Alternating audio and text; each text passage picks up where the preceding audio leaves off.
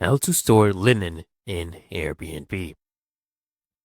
Keeping your Airbnb clean and fresh is very important to get these reviews.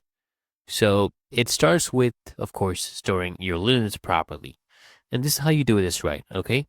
First, you need to go ahead and choose the right materials, right?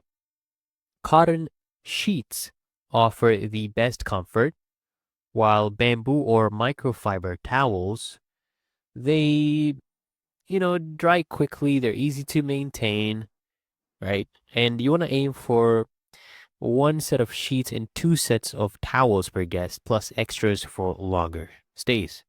Okay. And if you want to go ahead and keep these linens fresh and organized, you want to use a vacuum sealed bag to protect against dust and moisture. Okay. And you want to store them in a designated closet or storage room. And label everything by size and material for easy access. All right. Now, managing inventory is also crucial. You want to use a spreadsheet or an Airbnb host app to track how many linens you have and when they need washing. You want to refresh your bedding every 6 to 12 months to keep it looking new.